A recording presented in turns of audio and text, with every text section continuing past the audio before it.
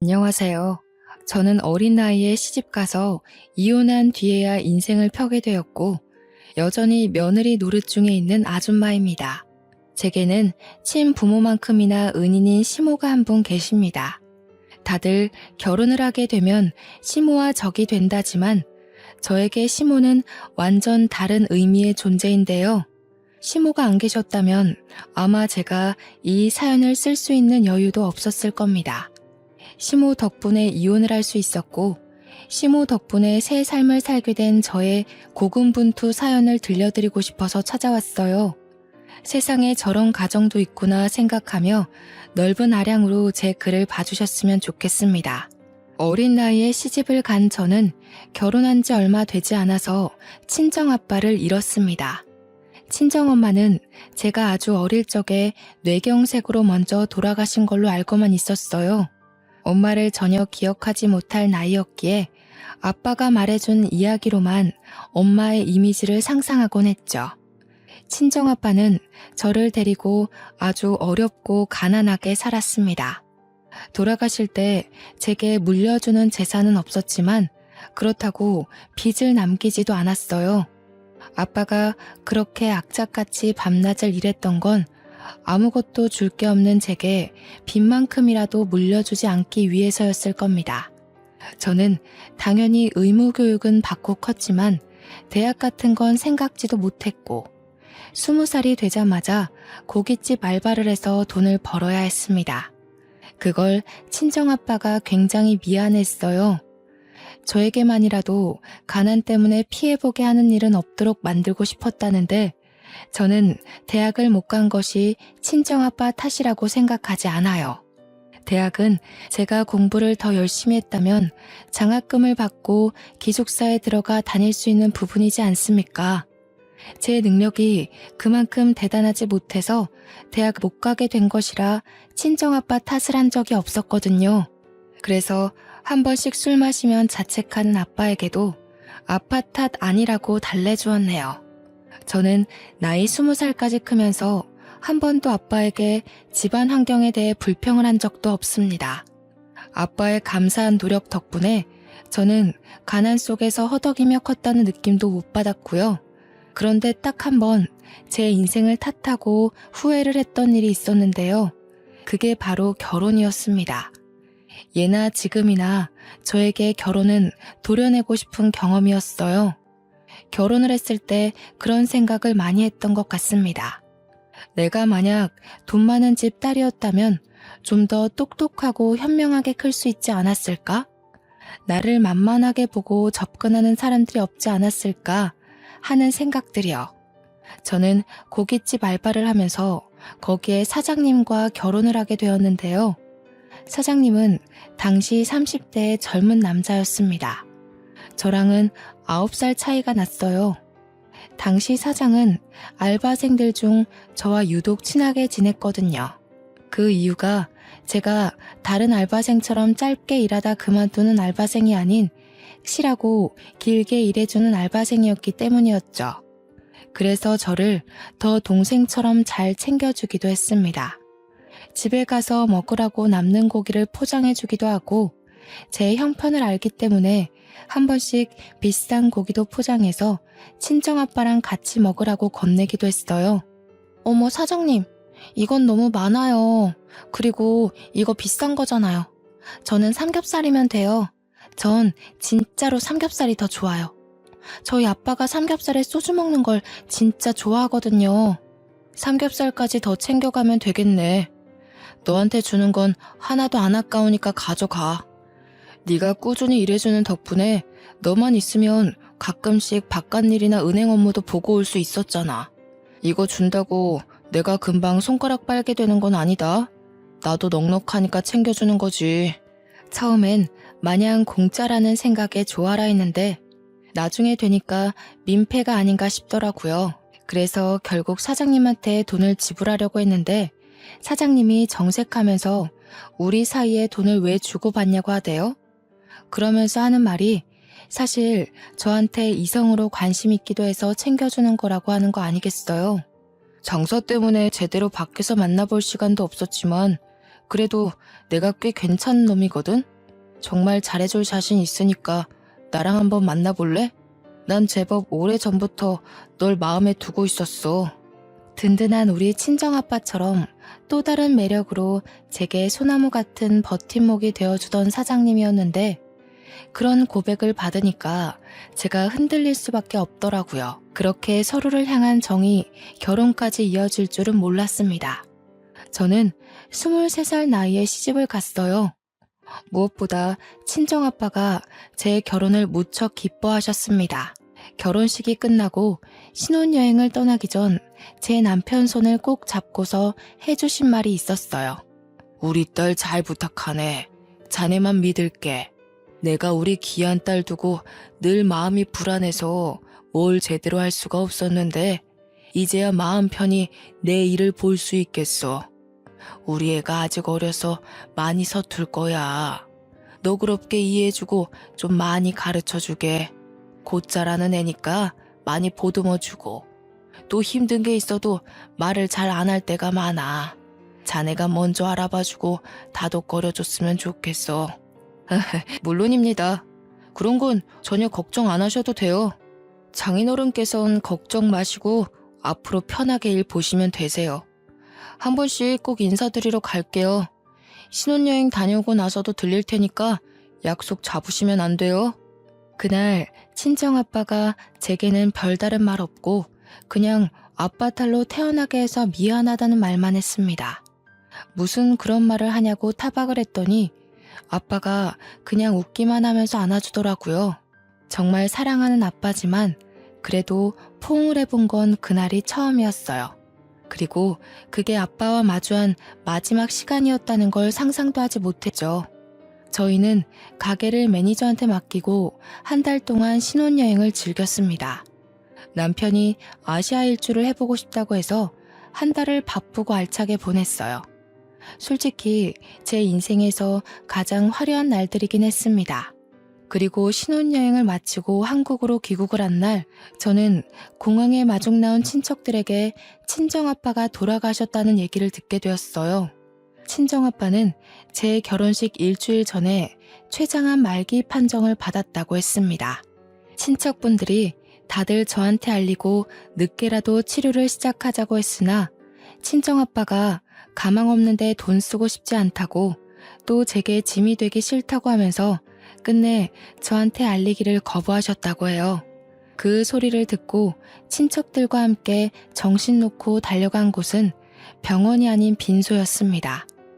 벌써 이틀째 진행된 친정아빠의 장례는 저에게 큰 충격을 안겨주었습니다. 이럴 거라서 신혼여행 떠나기 전 그렇게 마지막 인사처럼 남편을 붙잡고 얘기했던 걸까요? 친정아빠 혼자서 저에게 마지막 인사를 나누고 멋대로 마음을 정리해버렸던 거겠죠. 왜 나한테 아빠와 함께 할 수 있는 시간을 주지 않았는지 원망스러웠고 마지막 인사도 못하고 얼굴도 못 보고 떠나버렸는지 너무 밉기만 했습니다. 벌써부터 아빠 얼굴이 생각나지 않는 것 같아 무섭기도 했고요. 그날 믿을 수 없는 사실에 아빠 사진 아래서 얼마나 오열을 했는지 모릅니다. 발인을 할 때는 끝내 그 자리를 끝까지 지키지 못하고 잠깐 혼절을 해버렸던 걸로 기억해요. 그렇게 저는 하나밖에 없던 가족을 잃고 새로운 가족을 얻었습니다. 일찍부터 시작한 부부 생활은 모든 것이 서툰 것 투성이었어요. 빨래나 아빠가 사놓은 반찬으로 밥만 먹었지 살림이라고 해봤자 자취생 수준 정도로만 할 줄 아는 게 다였거든요. 그래도 친정아빠의 조언 덕분인지 남편이 제게 괜찮다고 차차 배워나가면 된다고 많이 위로해 주었습니다. 남편은 고아가 되어버린 저와 달리 제게 정말 과분한 사람이었는데요.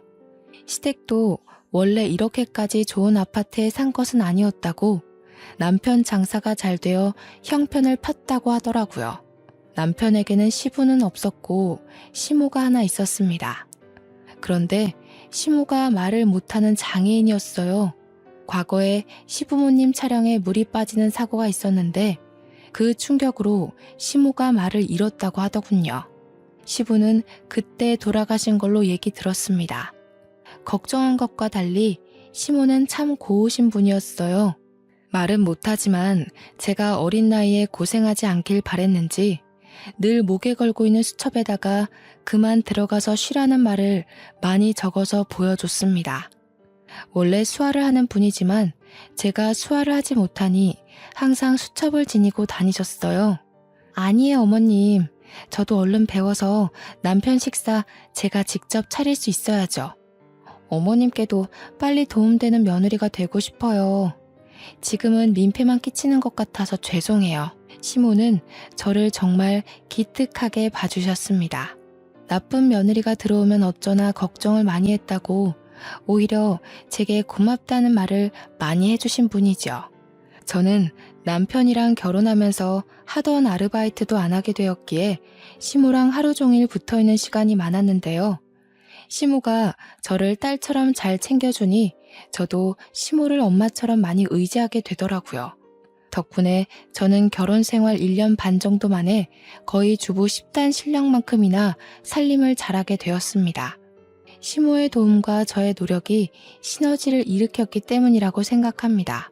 이젠 시모한테 묻지 않아도 웬만한 요리는 제가 알아서 할 수 있었고 식사 또한 시모와 남편이 자리에 오기 전까지 차려놓을 수 있을 정도로 실력이 늘었죠.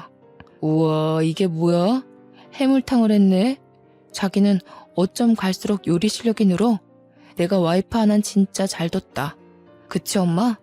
남편이 아침마다 든든해서 일할 맛이 난다며 제 칭찬을 했는데 옆에서 시모 또한 고개를 끄덕이며 웃음을 보이더라고요.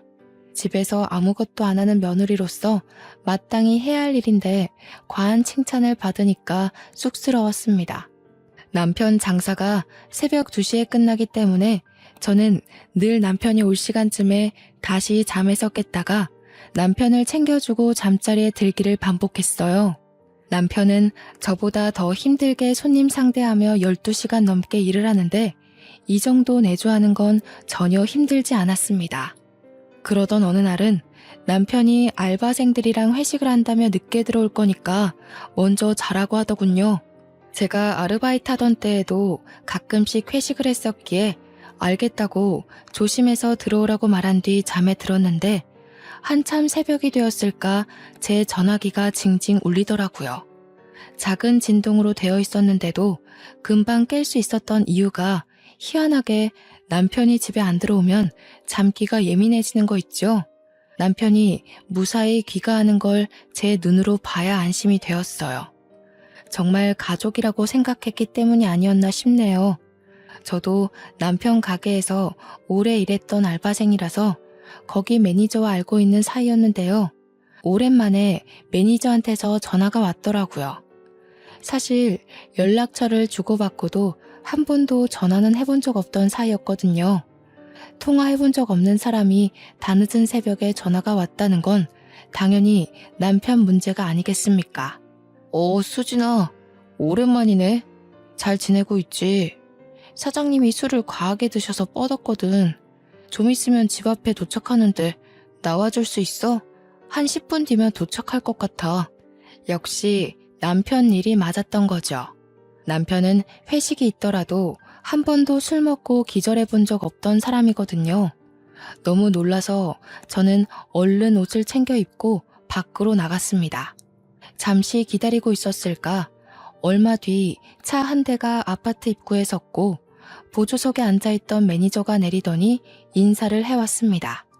저희는 오랜만에 보는 거였는데도 안부 인사 나눌 정신 없었어요. 뒷좌석 문을 열고 남편을 꺼내기 바빴죠. 그런데 남편 혼자 있는 줄 알았던 뒷좌석에 어떤 여자 알바생이 함께 타고 있더라고요.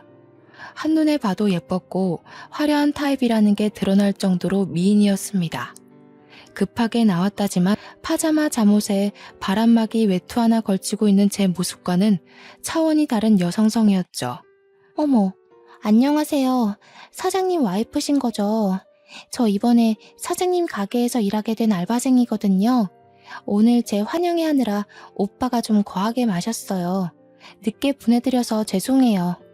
제 남편을 오빠라고 부르는 것도 기분 나쁜데 자기가 뭔데 제 남편을 보낸다 만다 하는 건지 괜히 마음에 안 들어서 대꾸도 안 하고 그냥 고개만 끄덕했습니다. 매니저가 친히 엘리베이터까지만 남편을 실어주고 제가 이만 가보라고 해서 떠났어요. 저는 혼자 무거운 거구의 남편을 겨우 부축하여 집에 들어갔는데요. 잠자던 어머님이 제가 나가는 소리를 들었던 건지 미리 현관 앞까지 나와 있더라고요. 시모는 급하게 종이에다 메모를 적어 제게 보여줬습니다. 뭐하다 이렇게 술을 퍼마셨냐고 물었어요. 아이고, 어머님 깨셨구나. 조용히 나간다는 게 그만 큰 소리 냈나 보네요. 죄송해요. 남편이 오늘 회식 있었거든요. 기분 좋은 일 있었는지 평소랑 다르게 많이 마셨나 봐요. 남편을 침대로 옮기는 데에 시모까지 나서서 도와줬고 시모는 바로 방으로 돌아갔습니다. 저 혼자서 남편 옷을 벗기느라 2차전을 벌이고 있던 중이었는데요. 남편이 자꾸 뭐라고 중얼중얼 거리는 겁니다. 이렇게까지 취한 걸 본 적이 없어서 여전히 낯설었어요. 완전 인사불성이 되면 혼잣말을 하는 주정이 있나 봅니다. 도대체 뭐라고 하는 건지 궁금해서 옷을 벗기면서도 남편 말에 신경을 기울이고 있었거든요. 그 주정을 자세히 듣자마자 덜컹 심장이 내려앉은 거 아니겠습니까? 남편이 자꾸 누군지 모를 여자 이름을 자꾸 중얼거리는 겁니다. 자세히 들어보니까 현정이라는 이름이었어요. 착각이겠지, 잘못 들은 거라 치부하고 싶었지만 남편은 제가 옆에서 눈을 감기 전까지 계속 현정이라는 이름만 불렀습니다. 그 때문에 신경이 쓰여서 거의 밤잠을 설쳤네요. 결국 다음날 남편한테 꿀물을 타주면서 현정이가 누구냐고 물어보게 되었습니다. 그러자 남편이 캑캑 사례가 들리더니 정신 번쩍 든 얼굴로 저를 쳐다보더라고요. 그러면서 그게 누구냐고 오히려 모른 척하대요. 당신 어제 술 먹고 와서 내내 현정이라는 사람만 찾았어. 모르는 사람 이름을 그렇게나 부른다고? 그것 때문에 내가 밤잠을 다 설쳤는데? 뭐래, 들었겠지. 쓸데없는 소리 말고 콩나물국 좀 끓여줘. 오랜만에 거하게 마셨더니 계속 속이 안 좋아. 그리고 나 씻고 바로 나가봐야 돼. 또 나간다고? 당신 집에 들어온 지 6시간도 안 넘었어.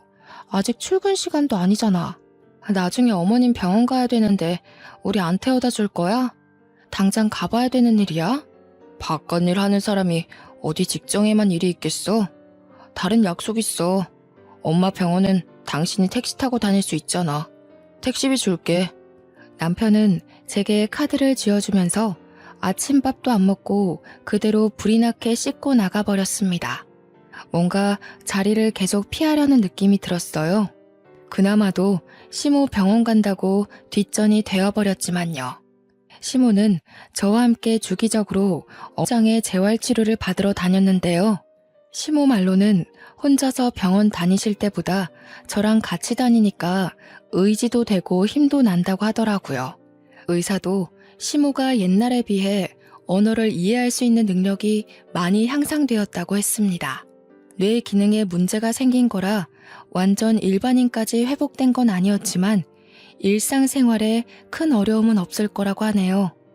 너무 기쁜 나머지 그날 시모와 함께 시모가 좋아하는 팥칼국수를 먹으러 갔던 기억이 납니다.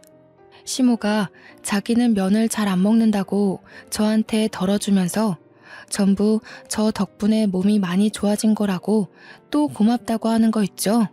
어머님, 자꾸 그렇게 고맙다 하시면 저 버릇 들어요.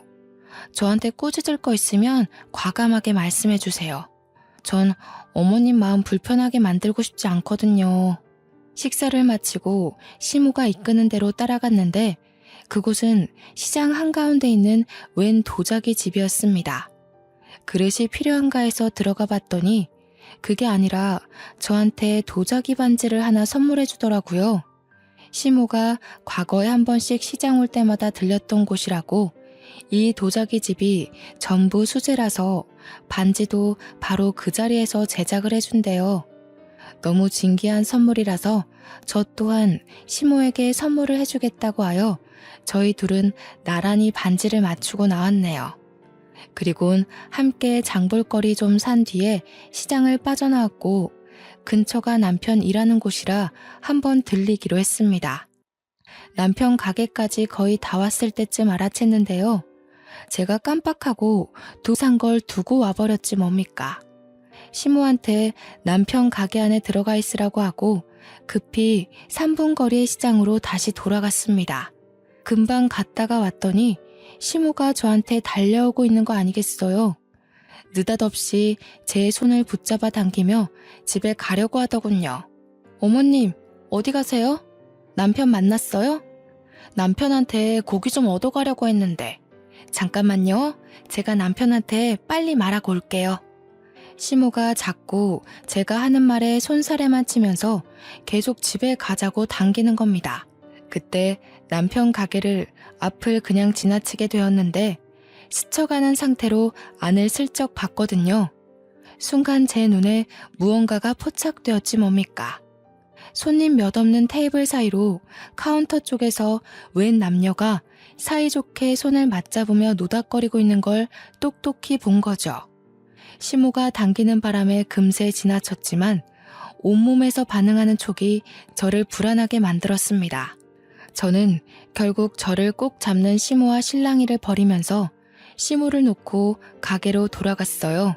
아니나 다를까 지난번 집 앞에서 본 여자 알바생과 남편이 휴대폰을 같이 보면서 키득거리고 있는 거 아니겠습니까? 그것도 완전 커플이 몸을 부대끼고 있는 모습처럼요. 저는 주변 사람들이 쳐다보건 말건 신경도 안 쓰고 냅다 소리를 질렀습니다. 여보! 하고 고함을 쳤더니 남편이 깜짝 놀라서 저를 발견했고 그대로 알바생을 밀치더라고요. 여자 알바생이 중심을 잃고 넘어지면서 엉덩이를 박았는데 금세 또 알바생을 부축하며 챙겨주었습니다. 그리고는 저한테 와서 우선 밖에서 얘기하자며 저를 끌고 가게를 나가려 했어요. 저는 그런 남편의 손길을 뿌리치면서 뭐하고 있었냐고 따졌습니다. 당신 설마 바람 피는 거야? 어제 당신 술 취해서 올 때 저 여자랑 같이 있었는데 그때부터 이런 짓 했니? 도대체 언제부터 이랬어? 시끄러워. 사람들 보잖아. 그리고 왜 연락도 없이 가게를 찾아와? 여기가 왔다 갔다 놀러 다니는 놀이터인 줄 알아? 쓸데없는 소리 말고 집에 가 있어. 집에 가서 얘기해. 내가 이대로 집에 가면 일이 더 커질 거란 생각은 안 해? 바람 핀 게 아니면 이 자리에서 해명을 해야지. 아, 저 여자가 현정이야? 당신이 술주정 부리면서 주구장창 불러제끼던 그 여자 맞지? 저는 남편을 밀치고 나가 그 여자 알바생한테 이름을 물었습니다. 알바생이 당황해서 말해주지 않고 있던 때에 어수선한 분위기에 주방에서 나온 매니저가 저를 발견하고 반갑게 인사를 하더군요. 그래서 제가 바로 매니저한테 여자 알바생 이름이 현정 맞냐고 물어봤죠. 상황을 모르던 매니저는 당연히 고개를 끄덕였고 저는 그대로 남편을 째려봤습니다. 그때 시모가 허둥지둥 들어와서는 저를 잡아당기며 얼른 집에 가자고 또 재촉을 했는데요. 남편이 이번엔 시모한테로 화살을 돌리는 거 아니겠어요? 엄마, 내가 병원 갈 때 이쪽으로 지나다니지 말랬잖아. 미리 말해줬는데 그새 까먹었어? 하여튼 머리가 망가지니까 답답한 짓만 계속하네. 나만 속 터지지 나만. 남편이 언성을 높이자 시모가 남편한테 미안하다고 두 손을 싹싹 빌었습니다. 그러면서 시모가 다시 저를 끄집어 당겼어요. 그런데 곰곰이 생각해보니까 남편 말이 좀 이상하더라고요. 이쪽으로 지나다니지 말랬다고요? 그런 경고를 시모한테 미리 얘기를 했다는 건 이미부터 이런 수상쩍은 짓을 하고 다녔다는 거 아닌가요?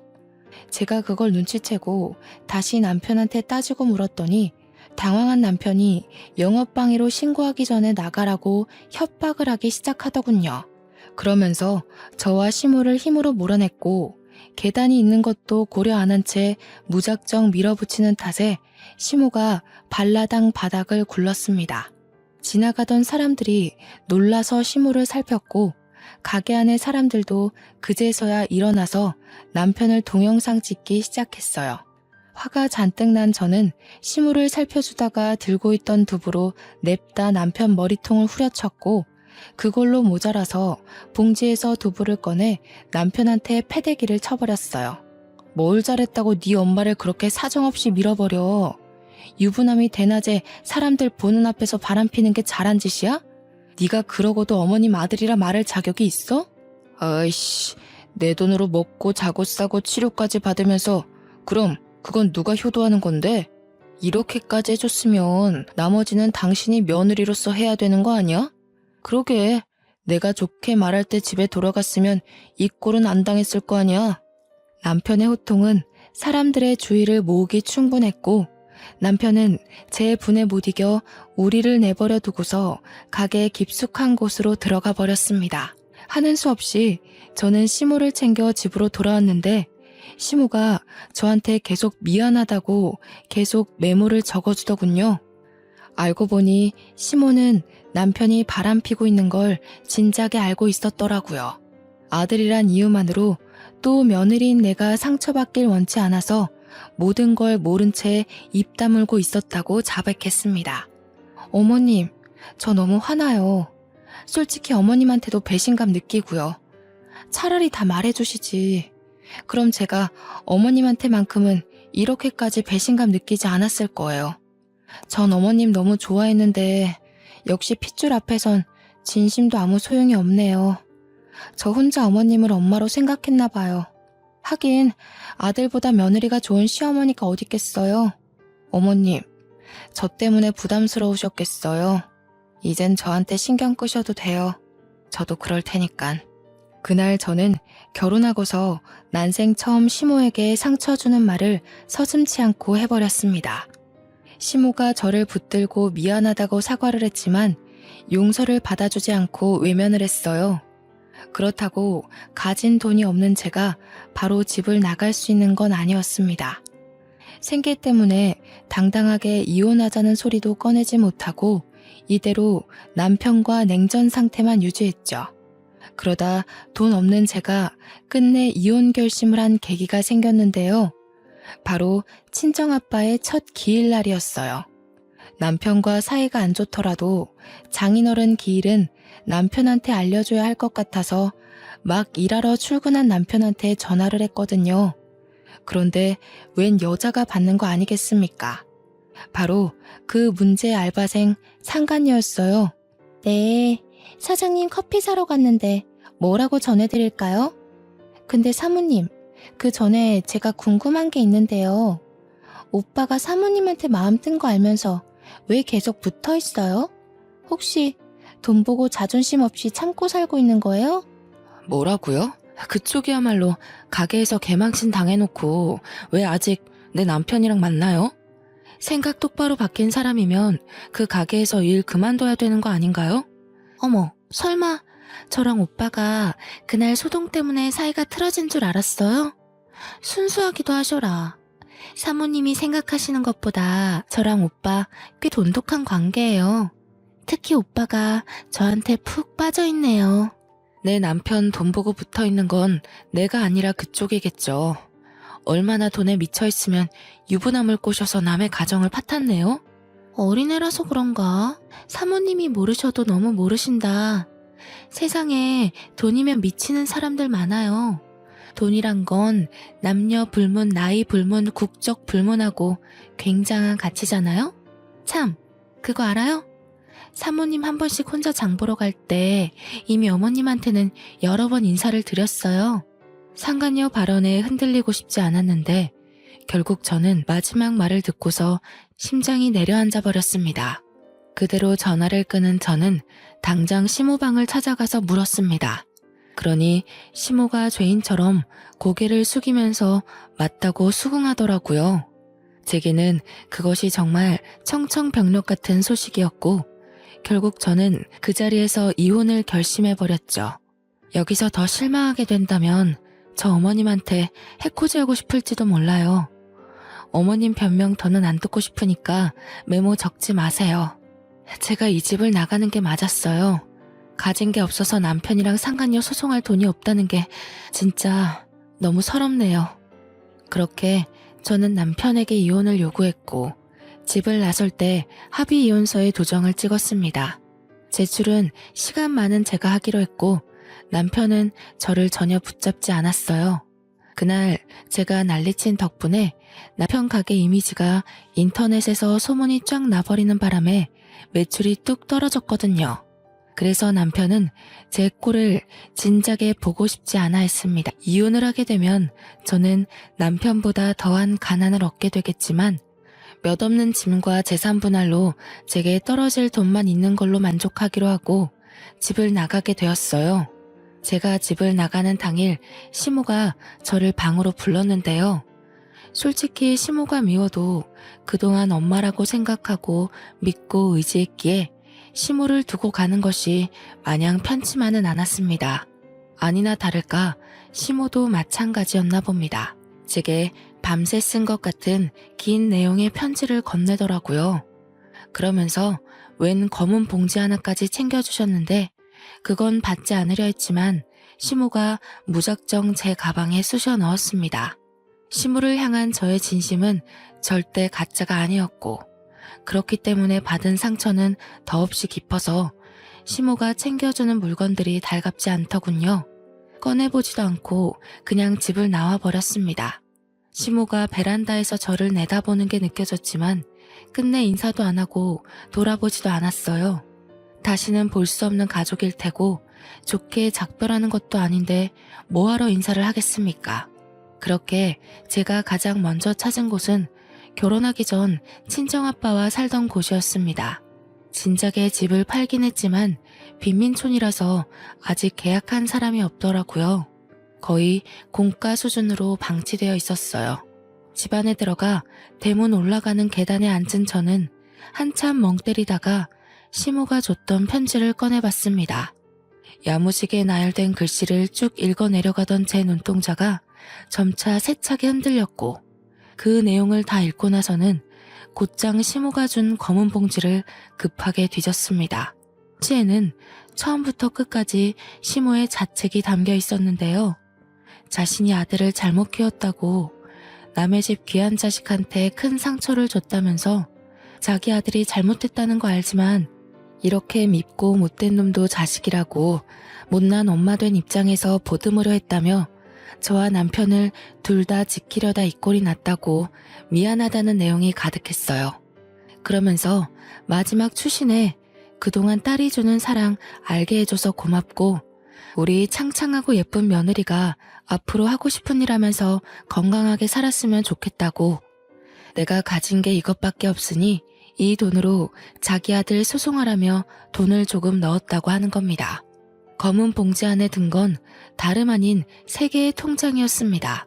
그 안에는 각각 1억, 2억, 4억의 액수가 찍혀 있었어요. 그런데 중요한 건 통장 중에 명의 하나가 제 이름으로 되어 있는 거 아니겠습니까? 그 말은 본래 가지고 있던 2개의 통장과 다르게 나머지 하나는 일부러 저를 주기 위해 만들었다는 거잖아요. 어떻게 이럴 수가 있는 걸까요?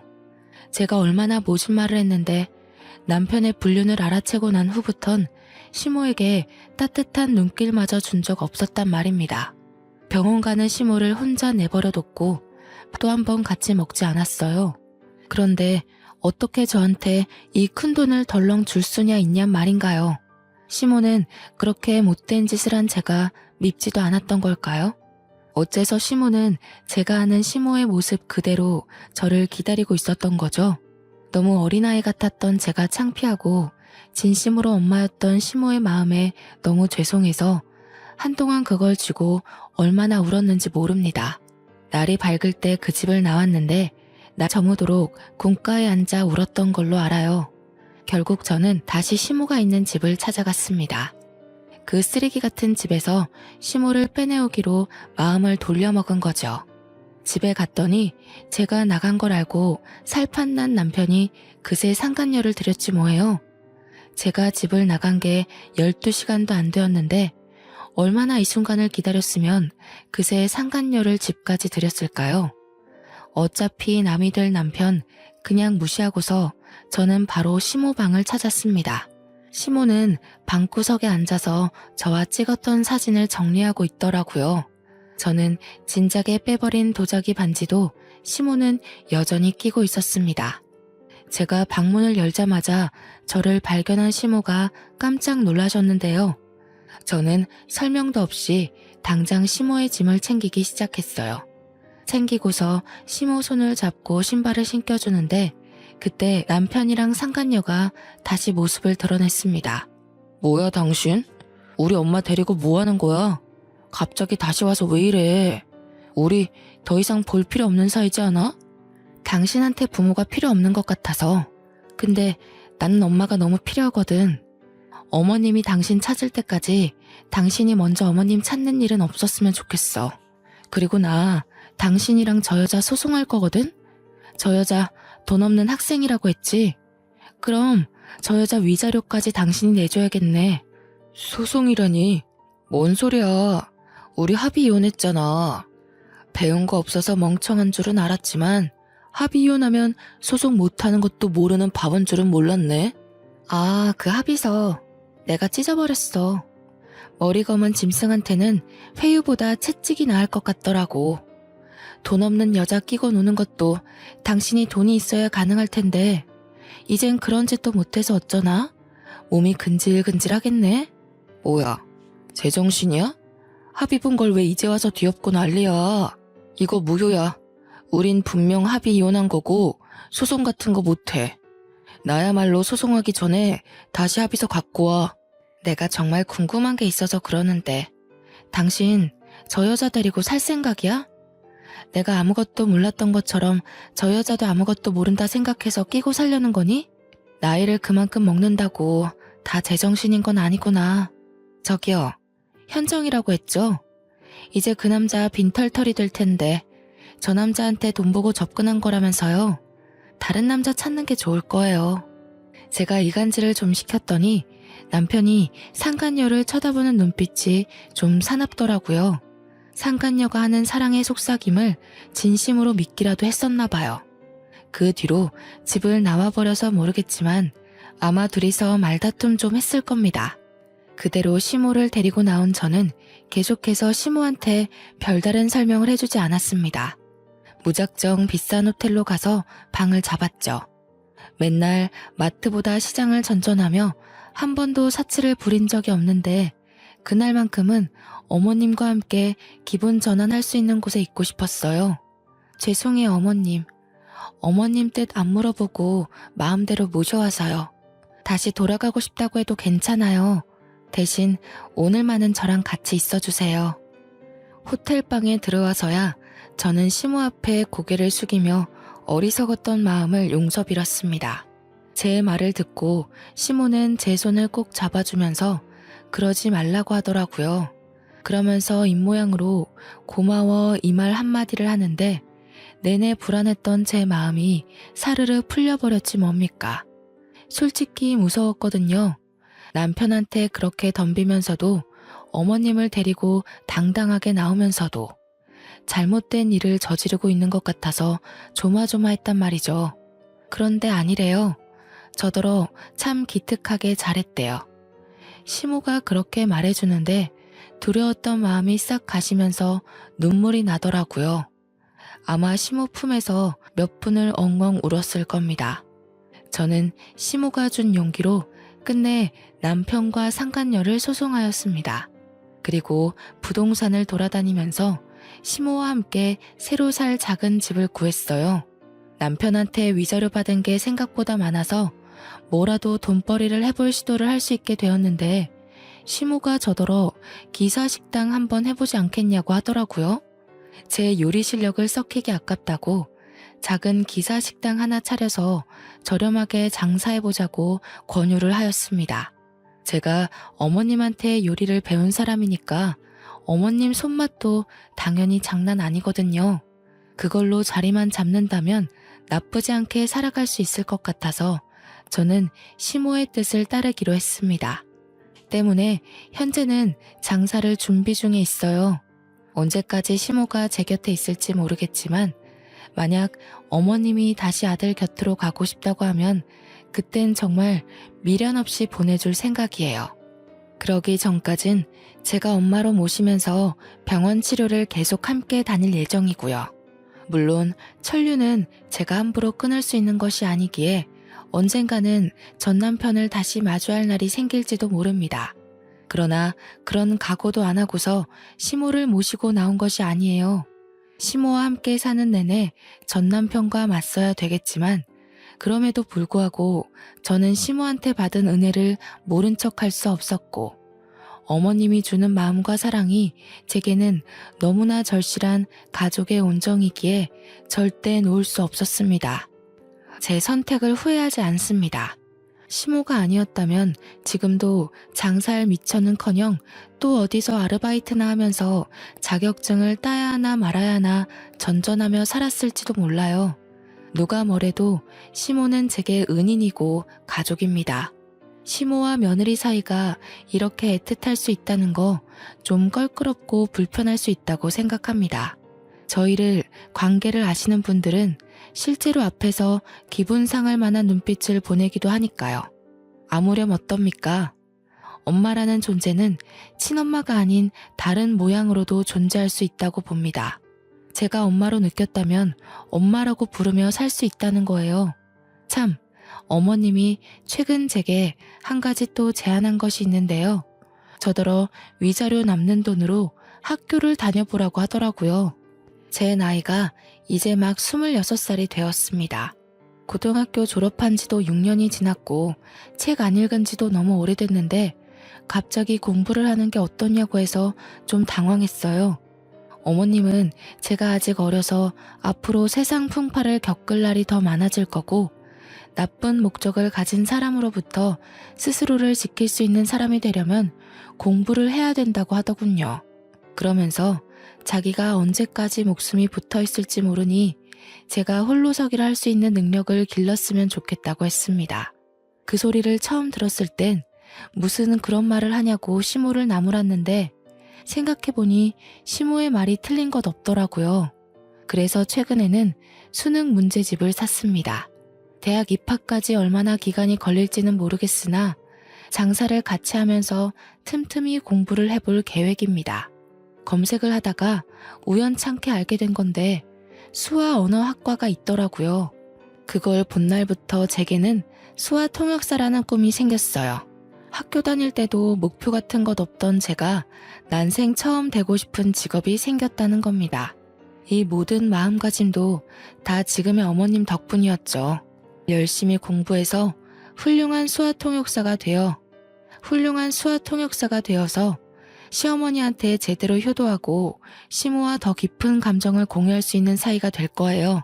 성인이 되자마자 결혼이라는 짧고 굵은 고비를 넘겼는데 왜 그랬을까 너무 후회가 되면서도 한편으로는 시모를 만날 수 있게 된 기회가 된 것이라 행운을 얻었다고 생각합니다. 뭐든 하나를 얻으면 하나를 잃을 수밖에 없다는 걸 뼈저리게 깨우친 것 같아요.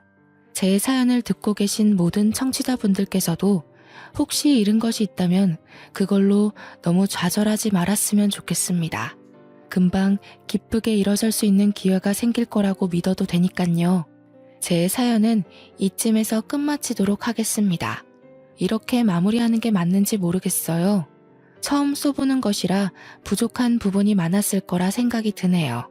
뭐든 역시 처음은 서툴 수밖에 없나 봅니다. 그럼에도 불구하고 시간 내서 얘기를 들어주신 모든 분들께 감사 인사를 전합니다.